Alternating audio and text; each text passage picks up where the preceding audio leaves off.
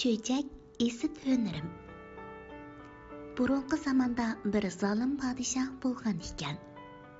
Onun adam öldürüş xumarı tutup qalsa, orada əməldarları və nökərlərini elib koca aylanadigan.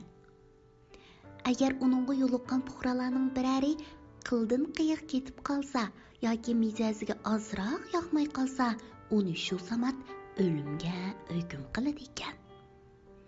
Shunga bu yurtda sahrodagi kishilar shaharga kirishdan, shahardagi kishilar ko'cha-ko'ylarga chiqib erkin yurishdan, bo'libmi podshohning ko'ziga chiliqib qolishdan hazar aylaydi ekan. Bir kuni shu yurtning yiroq tog'liq yezlarining birida yashaydigan bir dehqon shaharga kirib qoldi. Bu uning shaharga birinchi qitim kirish ekan.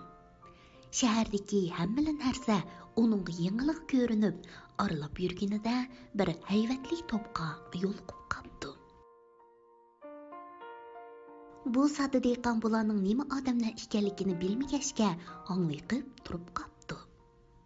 Bu aslida qon to'kish xumar tutgan zolim podshoh boshchiligidagi to'p ekan.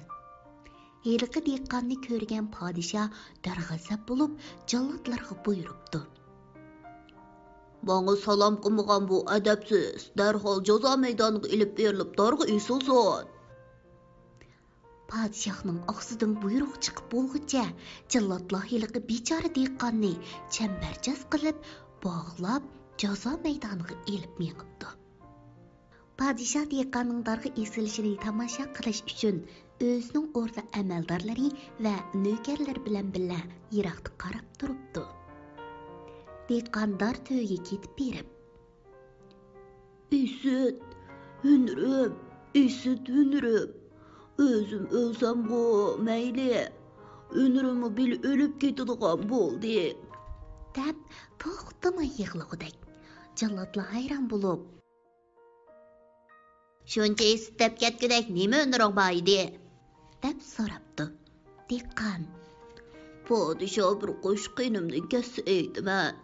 Agar podshoh hünürümni anglaydigan bo'lsa, cho'qim bir qo'shqinimdan kechadi" debdi-da, yana "Hünürüm" deb yig'lashga boshlabdi. Jallodlar uning hunarini shuncha bilib olg'usi kelgan bo'lsa-mu, biroq dehqon "Bir qo'shqinimdan kassa aytaman" deb zotili degili unimabdi. Uni o'limdan qutqizish jallodlarning qo'lidan kelmaydi ekan. Jallodlar ana shundoq arsalda bo'lib turgan vaqtda dehqonning teg'ichi darg'a esilmaganligidan g'azablangan podshoh nemish bo'lganligini o'qish uchun bir nökerini avatibdi.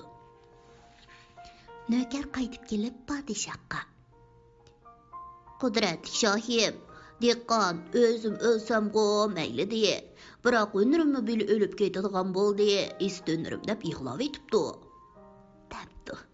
Podshoh "Nima hünür bor ekan?" deb so'rabdi. "Podshoh bir qo'shqinimdan kasa aytib beratdim deb degili unmayotdi" debdi nöker. Podshoh "Qiziq, o'zining jinidimi o'shiq ko'radigan qandoq o'ynadi bu?" deb o'ylabdi-da, dehqonni qaytirib kelishni buyuribdi. Jallodlar shu hamon dehqonni podshohning oldiga yetkazib ketdi. "Nima hünürüng bor edi, ayta" debdi podshoh dehqonga. "Bir qo'shqinimdan kassani aytaman" debdi dehqon.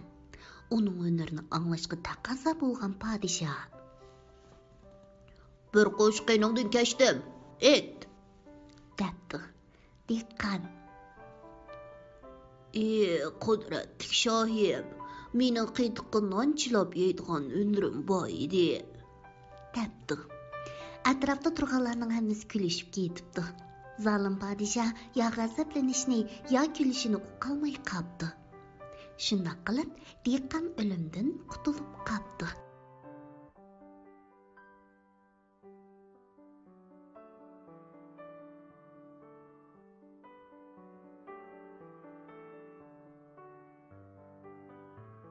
Omaxlarim, qaytiqqa manchilab yeydigan hünür bor degan gap mana shuningdan qolgan ekan.